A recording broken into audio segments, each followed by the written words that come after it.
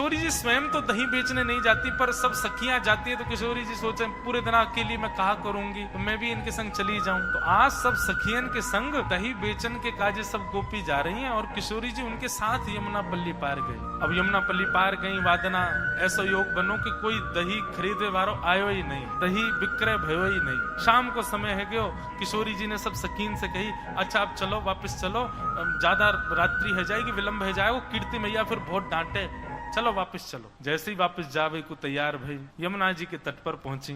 मंदम मंदम सूर्य अस्त हो चुका, धीरे धीरे अंधेरा हो रहा था। किशोरी जी सब सखीन से कह रही अरे जल्दी करो, जल्दी कोई नौका की व्यवस्था करो, पल्ली पार चलें।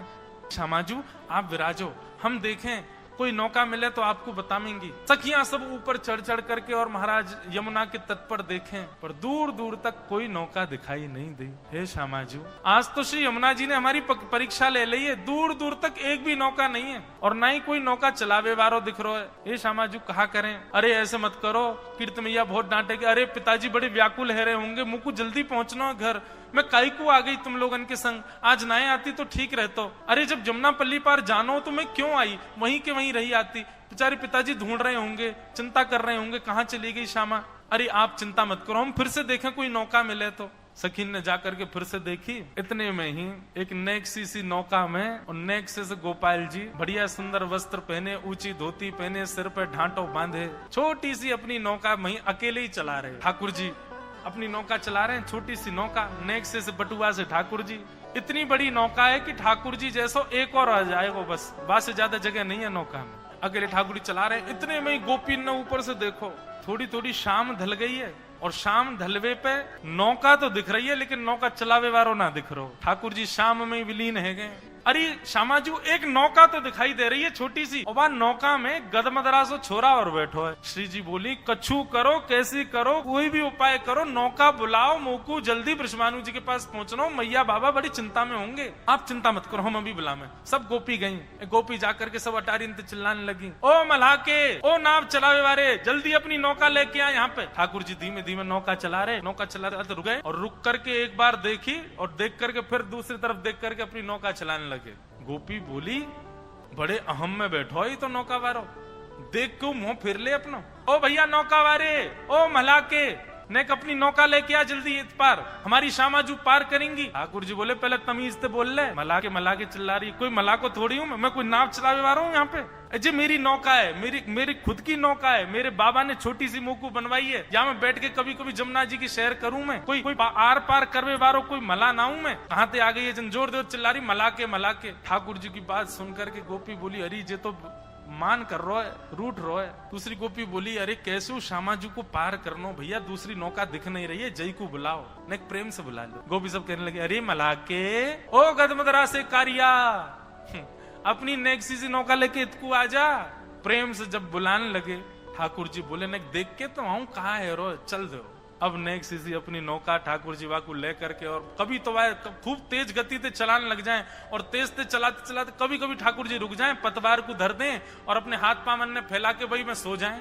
गोपी के अरे नेक जल्दी कर ले, बीच बीच में कहाँ रुक जाए करे। बोले मेरी नौका, मेरे बाबा ने मोकू बनवाई है, मैं कोई मजदूरी ना कर रहा हूँ, जब मन होगा तब आऊंगा पल्ली पार। खूब ठाकुर जी कभी नाचने लगे, कभी गाने लगे, कभी उछले, कभी सो जाएं। धीरे धीरे करके नौका लेके आए। सखीन ने जाकर के कही भैया हम कोई 7-8 गोपी हैं, दही बेचन के काजे या गांव में आई हैं जमुना पल्ली पार, अब दूर दूर तक कोई नौका दिखना रही है, शाम ढल रही है, नहीं भैया तू कृपा कर दे, हमें पल्ली पार पहुंचाए थे। ठाकुर जी बोले पहले तो दूरी ते बात कर, माँ कोने में चली जा, आ रही है चढ़ रही मेरी नौका में, ऐसा मोटो ताजो तेरो शरीर चढ़ गई, नौका टूट जाएगी मेरी। और तुम कितनी सखी बताई? बोले 6-7 सखी हो, सबरी बैठ जाओगी, कहाँ लोगो मेरी नौका को। बोले अरे भैया मान जा, आपत्ति काल में तो इतना कर ही सके, हम सबरी लटक जाएंगे, कोई यहाँ लटक जाएगी, कोई पल्लंग को है जाएगी, बैठा के न पार कर दे।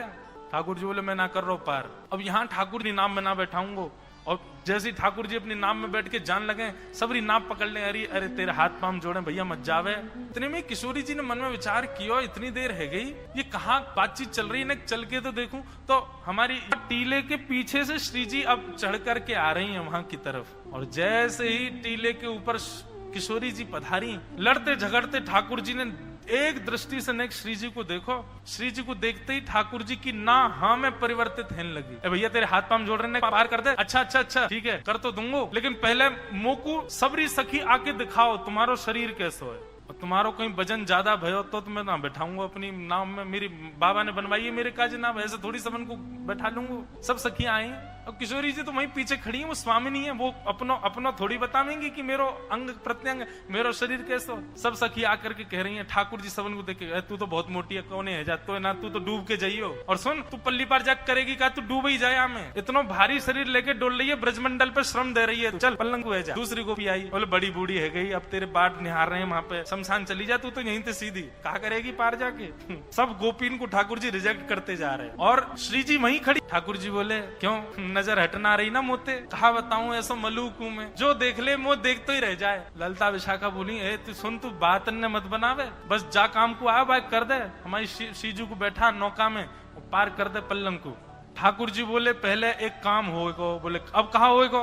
बोले जो तुम्हारी श्री जी हैं इनके पामन में बड़ी धूल मिट्टी लग रही है, पहले मैं इनको साफ करूंगा। अरे भैया अकेले इनको वजन सह सके मेरी नौका, इनके पामन में धूल मिट्टी लगी है, या को वजन यदि मेरी नौका में गयो तो डूब जाएगी। ललता विशाखा बोली ये सब तो तेरे बहाने हैं, स्पर्श करवे के हम सब जाने ना है, तू सकलती पतो चल लो कैसो है, लंपटता के पूरे लक्षण है तो में। ठाकुर जी बोले तो फिर ठीक है चली जाइयो, पार में जा रहा हूँ। बैठन लगे नौका। अरे ना तू तो बुरो मान जाए लाला, आजा आजा। कहा करनो? बोले चरण धोंगो, मैं ही धोंगो, तुम सबरी दूर नहीं हो, अकेलो धोंगो। श्री जी तो पीछे हट गई, बोले मैं नहीं स्पर्श कराऊंगी याते। ललता विशाखा बोली श्री जी देखो दूर दूर तक कोई नौका नहीं है, एक ही नौका है, अब ठीक है जैसो भी है पार तो कर ही देखो। और श्यामाजू एक बार बस या की नौका में बैठ जाएं हम, फिर तो या ऐसा सबक सिखाएंगी, पल्ली पार ले जा करके तो या के हाथ पाम बांध के एक एक डुक मार के जाएंगी यहाँ में, तुम चिंता मत करिए बिल्कुल। एक बार पाम धुलवाए लो। श्री जी आके खड़ी है गई। ठाकुर जी ने सुंदर एक स्थान नियुक्त किया, गड्ढा करके वहां में श्री जी को एक चरण भर दियो, जमुना जल भर के ला रहे हैं और अपने हाथन से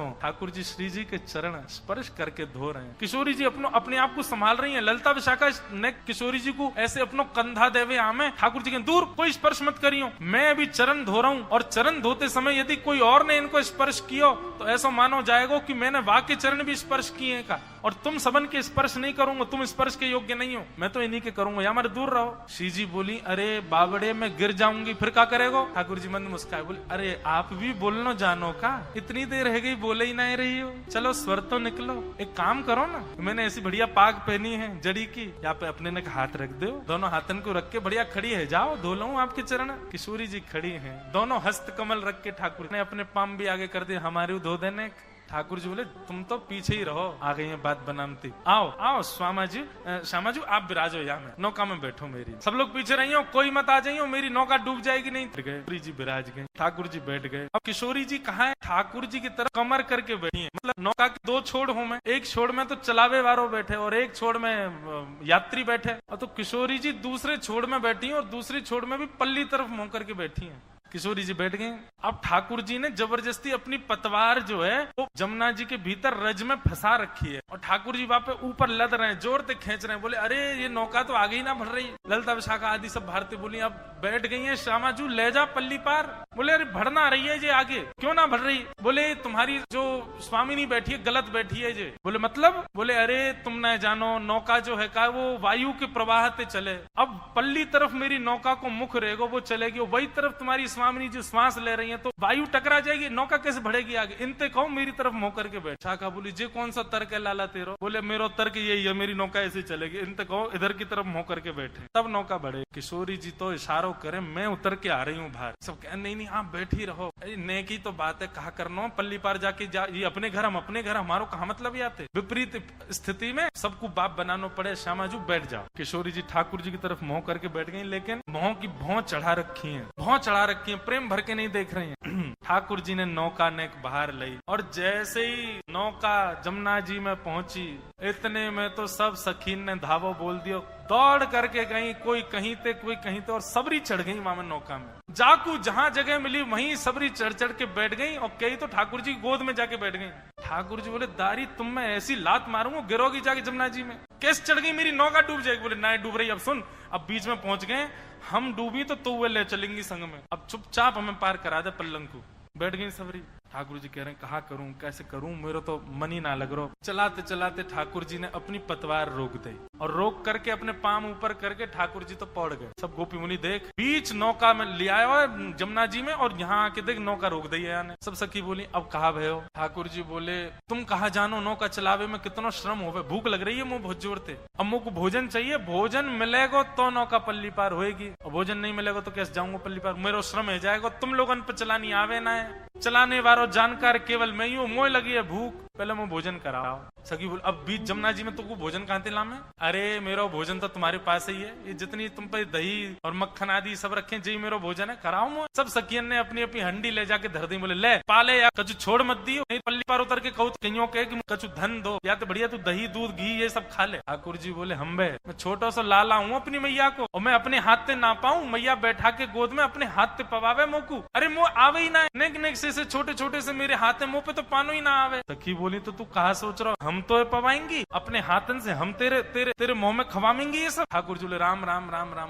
तुम्हारे हाथन से थोड़ी पाऊंगो, इतने बुरे बुरे कार्य कार्य से हाथ, मेरी यशोदा मैया को तो ऐसा कोमल सो हाथ है, चंद्रमा जैसो गोरो गोरो बातें खाऊं मैं तो, और मेरी मैया जैसो हाथ तो केवल तुम्हारी स्वामिनी को, वो खवावेगी तो खाऊं। अब तो भैया एक ही बात है, नौका आगे तभी बढ़ेगी जब मेरा पेट भरेगा, और मेरा पेट तभी भरेगा जब तुम्हारी स्वामिनी आकर के मुंह को खवावे। और बीच मझधार में खड़े हैं, कहा करें। स्वामिनी जी बोली मेरी तरफ देखियो भी मत ललता विशाखा, तुम्हारी 3 बात मान ली, मैं अब नहीं मानूंगी। अरे कौन है पता ना, मैं जानू ना तानू, या अपने हाथ क्यों खवाऊं मैं? पर जावेद मुंह ते ब्याह करो, नहीं तो पल्ली पार नहीं उतारूंगा, तो तुम यूं कह दोगी झूठे को ब्याह कर लो श्यामाजू, पल्ली पार तो छोड़ ही देगो। सब सखियां मनोहार कर रही हैं। ठाकुर जी बैठ गए मुंह खोल के, आओ पवाओ, यही दियो सब है, इधर उधर मत लगाए दियो, कोमल से हाथ है, नहीं दांतन ते बचाए लियो, कहीं काट ना लाऊं। किशोरी जी हाथ ते अपने ते सामग्री ले रही हैं, और किशोरी जी के नेत्र ऐसे आकर्षित हो जाती जी कह रही है ऐसी स्थिति तो केवल श्याम सुंदर को देख करके होवे, जी कौन है, यहाँ से मेरी दृष्टि हट क्यों नहीं पा रही है। किशोरी जी पवाते पवाते नेक ओष्ठ से ऊपर नासिका,